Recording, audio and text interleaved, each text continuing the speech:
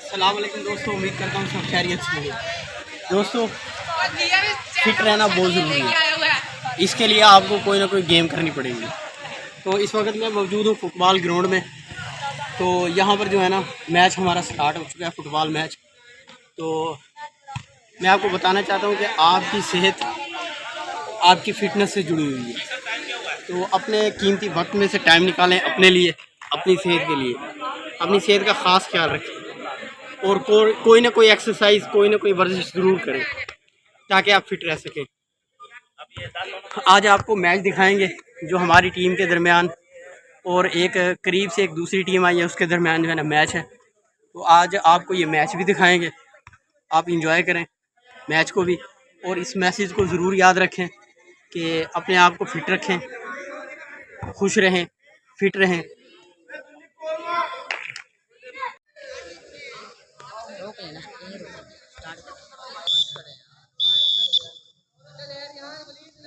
Match जो है ना स्टार्ट हो चुका है।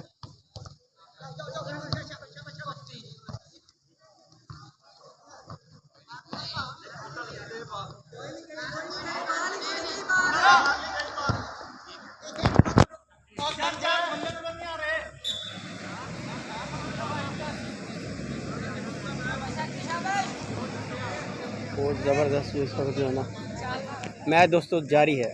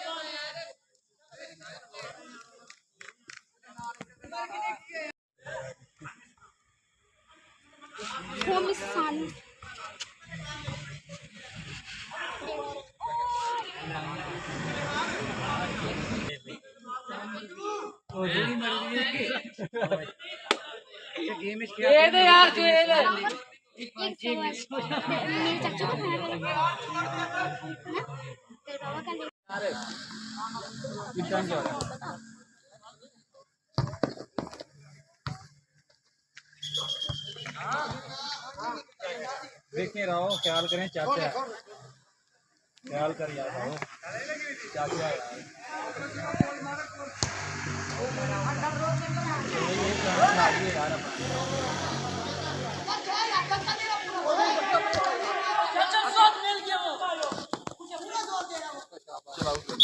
देख बेटे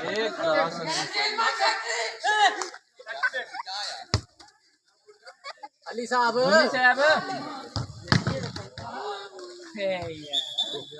गोल हो गया, एक और गोल हो गया।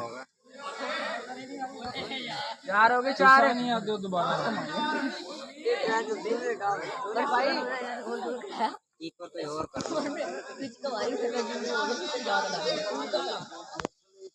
उसके बाद वो मैं डर गया, उसके बाद ये हो गया।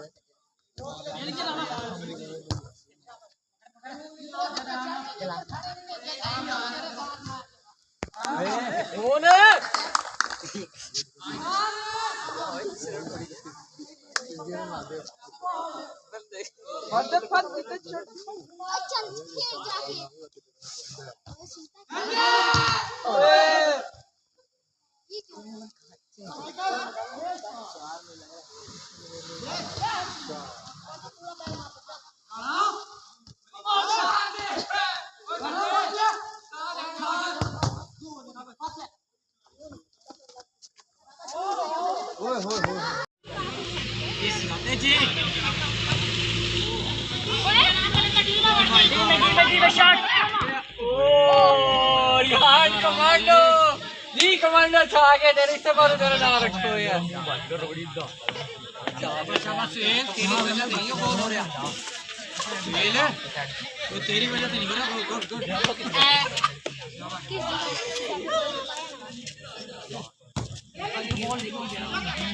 सही आवड़ी गोल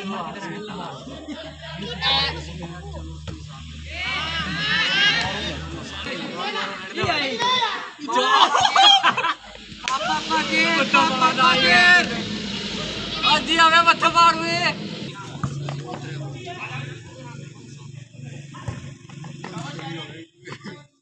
नहीं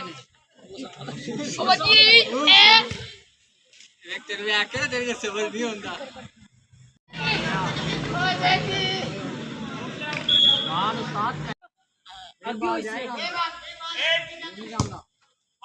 छोटा तेज खड़ा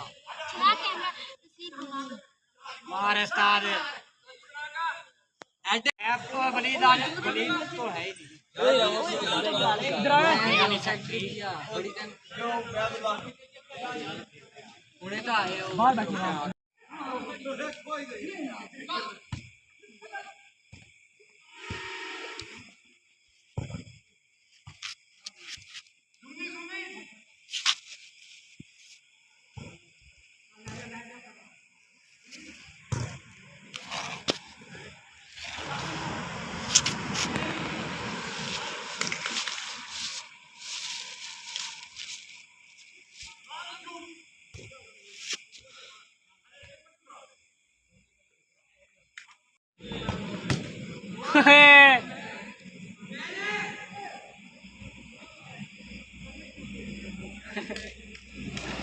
अब्दुल मान के बच्चे आ जा यार चला यार आजा